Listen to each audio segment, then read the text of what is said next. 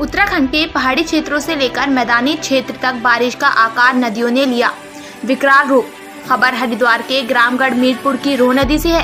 आपको बता दें कि मध्य रात्रि से हो रही मूसलाधार बारिश के चलते रोह नदी ने लिया विकराल रूप।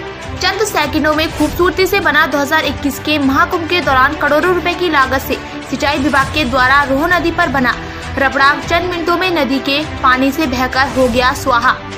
कई इंजीनियरों की तकनीकी एक साल बाद ही उफानी नदी में बहकर हो गई जमींदोज।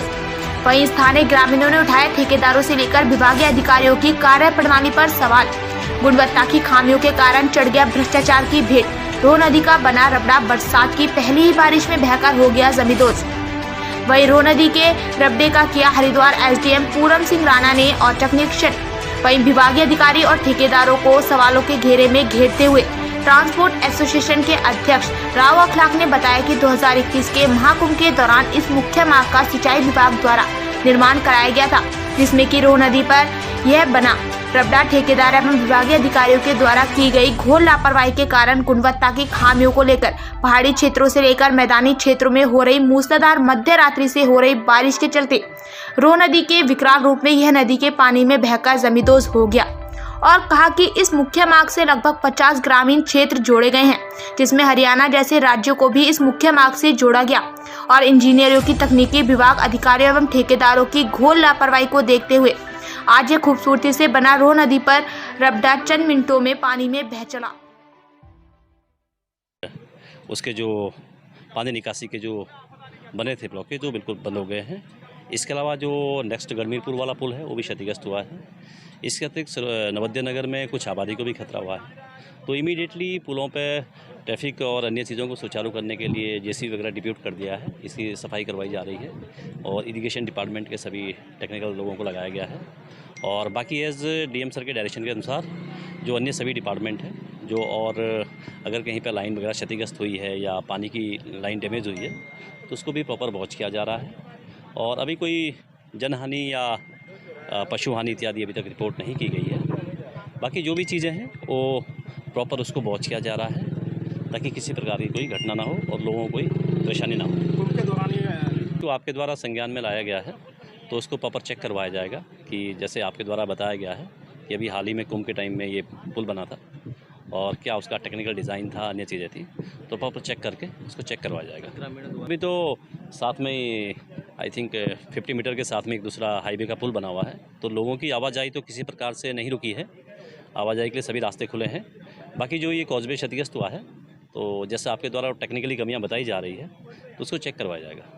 इसके बारे में मुझे ये कहना है कि रात को बहुत ज़्यादा अत्यधिक बारिश होने की वजह से और यहाँ इसमें आप देख रहे हैं कि कितनी गंदगी और कूड़ा करकट भरने की वजह से नीचे के पाइप चौक हो गए, जिससे पानी का बहाव ऊपर से निकला और ऊपर का हिस्सा जो है इसका क्षतिग्रस्त हो गया।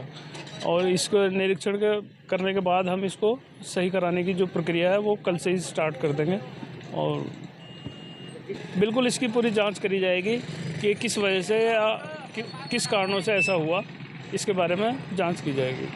उच्च अधिकारियों को हम अपनी जांच रिपोर्ट सौंपेंगे जो भी होगा और इसके सही कराने की कार्रवाई कल शीघ्र शुरू कर दी जाएगी।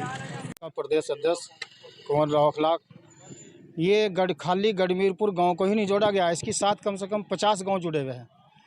और जब इसका निर्माण ही सही नहीं हुआ, अभी एसडीएम साहब है, अभी देखा उसमें एक भी सरिया नहीं है, ऊपरली पर थी उतर के भाग गई।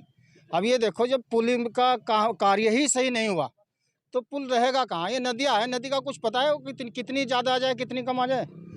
तो इसे देखते हुए अगर ये इसको सही बनाते, इसमें सरिया फांसते ऊपर से नीचे, तो ये ऊपर की परत नहीं भागती इसमें। आज सब लोग इसे देख रहे हैं कि एक भी सरिया इसमें नहीं है। तो जब ठेकेदार काम ही नहीं करेगा तो कैसे चलेगा? वो काम हो ही नहीं पाना। ठेकेदार आता है यहाँ फुल पावर में आवे, कह लेंगे कोई किसी के मंत्री से संबंध है, किसी के बड़े अधिकारी से संबंध है, तो वो छोटे आदमी की, गांव के प्रधान की या किसी एसोसिएशन के आदमी की कहाँ बात मानेगा? वो अपने तरीके से अपना काम करेगा।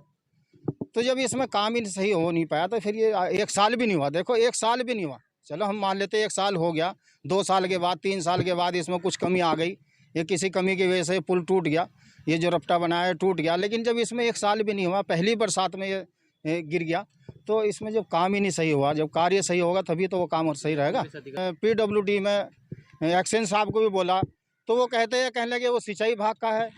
सिंचाई विभाग वालों को कहते हैं इसमें करते हैं जी, करते हैं कार्य आज तक नहीं हुआ। उसमें 1 फुट 2 फुट गहरे गड्ढे, जब लोग उसमें मोटरसाइकिल में और कहीं में इधर से गाड़ी आती है, कई बार चोट भी आपको देखा होगा, पीछे एक्सीडेंट भी कहीं हुए, मर तक भी गया एक आदमी गाड़ी के नीचे आ गया। तो ये किसी के अधिकारी लोग सुन नहीं पा रहे। या तो ये इसका पुल बना हुआ है दूसरा, ये रपटे वगैरह नहीं चलने गए यहाँ, क्योंकि इस पर भारी वाहन भी गुजरते हैं और इस पर छोटे वाहन भी ज़्यादा हैं, क्योंकि 20-50 गांव इस पर लगे हुए हैं।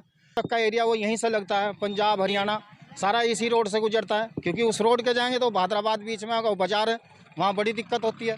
तो बाईपास एक ही रोड यही सुमन नगर के पास को बनाया था, तो इस रोड पर ज़्यादा आवाजाही जो हरियाणा पंजाब की रहती है, और ये देहात जो इधर का है घाटक क्षेत्र, वो सारा यहीं को गुजरता है। अरे जाम लग गया साहब, बहुत बुरा कीचड़ आ गया पुलिया पे, और गड्ढा जो यानी रास्ता बिल्कुल दोनों साइड का लॉक हुआ पड़ा है। नीचा होना चाहिए था साहब, ये बहुत इसका नीचा है लेवल, ये ऊंचाई पे होना चाहिए था। नहीं, इंजीनियरों ने भी गलत किया था। जब इंजीनियरों ने बनाया था तो ये देखना था भाई पब्लिक को यानी असुविधा ना हो बनने से। ही हो रही है साहब, टूटा फुट्टा तो पटा है, लेकिन उस पर वो ठीक ठाक चल रहे लोग बाग, इस पर वो इतने ठीक नहीं चल रहे जिस पर पुराने रास्ते पर चल रहे जो गलत था।